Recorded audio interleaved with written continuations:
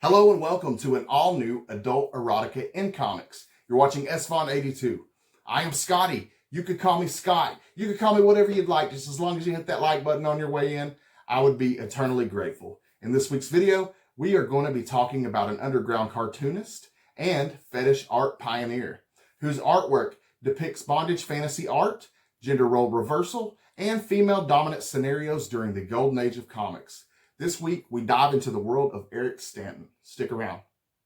Born Ernest Stanzoni Jr., Eric Stanton was born on September 30th of 1926 in Brooklyn, New York.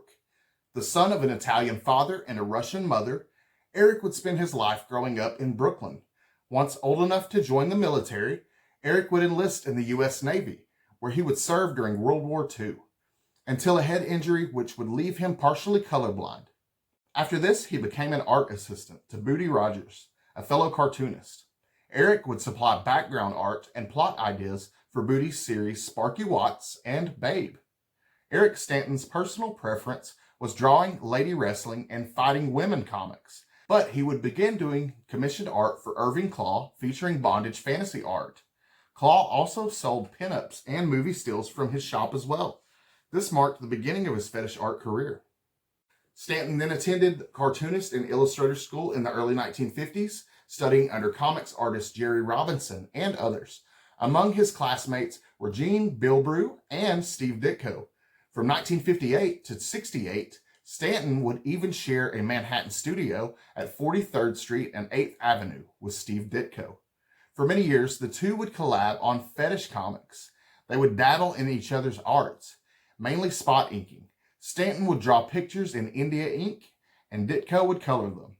It's even been rumored that Stanton contributed to Spider-Man and Doctor Strange, but he always underplayed his contributions to maintain his friendship with Ditko.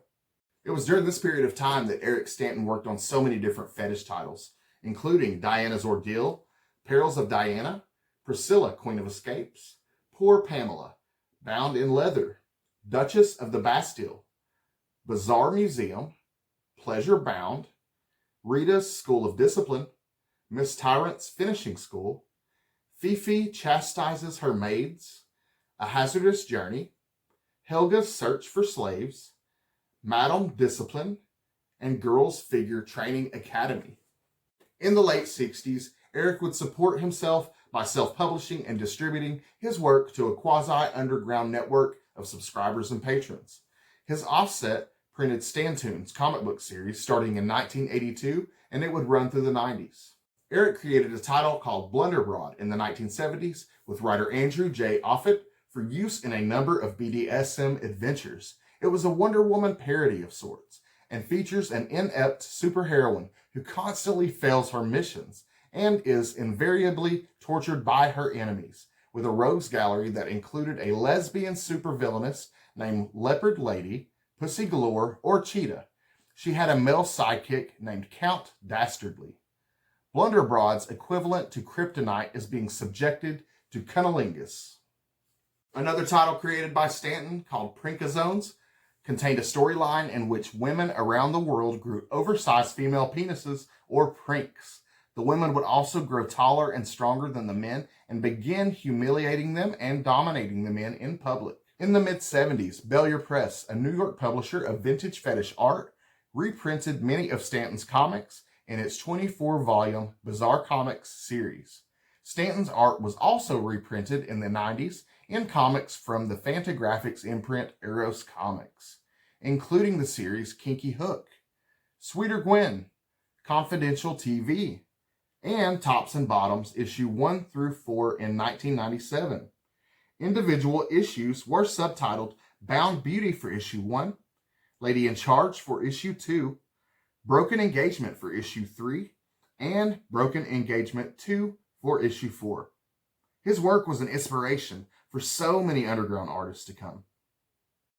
Sadly, on March 17th of 1999, Eric Stanton would pass away at age 69. What did you think of Eric Stanton's art? Had you seen any of his artwork before?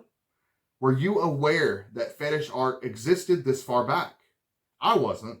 Please let me know your thoughts in the comments, and be sure to hit that like button and be sure to hit that subscribe button so that you're in the loop with all my new videos when they drop at 11 a.m. Eastern Time every Wednesday. So I drop new videos every Wednesday, 11 a.m. Eastern Time. Hope to see you back next week. I want to give a big shout out to the channel members. I'll throw them up here on the screen. You guys have helped me so much. Thank you so much for the support. If you're interested in joining, it's only $1.99 a month to become a channel member, and it goes towards some necessity items for new members of recovery trying to turn their life around. So I would really appreciate the consideration. Thank you all for watching. I will see you all next week. Peace.